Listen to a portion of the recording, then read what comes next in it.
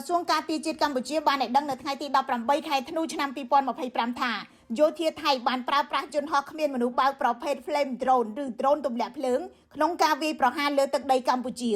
យោងតាមគេហទំព័រអន្តរជាតិរួមទាំង Britannica AOAV និង Defense News Drone ទម្លាក់ភ្លើងប្រើសារធាតុតែអា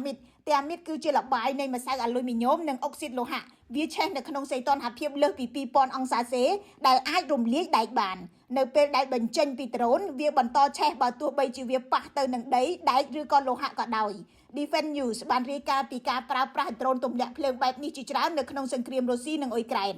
យោងតាមច្បាប់មនុស្សធម៌អន្តរជាតិអាវុធឆេះដែលបញ្ជូនតាមអាកាសត្រូវបានហាមឃាត់នៅទីតាំងមានជនស៊ីវិលហើយក្រមសិទ្ធិមនុស្សព្រមានថាការប្រើប្រាស់ដ្រូនបញ្ចេញភ្លើងប្រឈមទៅនឹងការរំលោភច្បាប់មនុស្សធម៌ព្រោះវាជាសារធាតុដែលពិបាកពន្លត់ធ្វើឲ្យមានគ្រោះថ្នាក់ជាពិសេសនៅក្នុងតំបន់ដែលមានប្រជាជនរស់នៅឬក៏ព្រៃឈើអណ្ដាតភ្លើងអាចរាលដាលដោយមិនអាចគ្រប់គ្រងបានក្រសួងការពារជាតិកម្ពុជាបានឲ្យដឹងទៀតថាដ្រូនទម្លាក់ភ្លើងស្ថិតក្នុងចំណោមដ្រូនជាច្រើនប្រភេទទៀតដែលយោធាថៃបានប្រើប្រាស់ដើម្បីវាយប្រហារកម្ពុជាចាប់តាំងពីថ្ងៃទី7ខែធ្នូឆ្នាំ2025មកក្នុងនោះមានដ្រូនអត្តឃាតដ្រូនទម្លាក់គ្រាប់បែកដ្រូនបំពាក់កាំភ្លើងដ្រូនបំពាក់លើរថក្រោះនិងដ្រូនបាញ់ផ្សែងពុលជាដើមក្រៅពីដ្រូនទាំងនេះយោធាថៃក៏បានប្រើយន្តហោះចម្បាំង F16 ទម្លាក់គ្រាប់បែកនៅតាមបណ្ដាទីតាំងជាច្រើនសូម្បីតែខេត្តសៀមរាបដែលជាជំរកប្រាសាទបុរាណនិងក្រុងប៉ោយប៉ែតដែលជាតំបន់សេដ្ឋកិច្ចមិនជាប់ពាក់ព័ន្ធទៅនឹងចំនួនព្រំដែនថៃក៏បានបាញ់ផ្លោងកាំភ្លើងធំពីនាវាចម្បាំងចូលទៅដល់កោះយ៉នៃខេត្តកោះកុងដែលជាតំបន់ទេសចរគ្មានពាក់ព័ន្ធនឹងចំនួន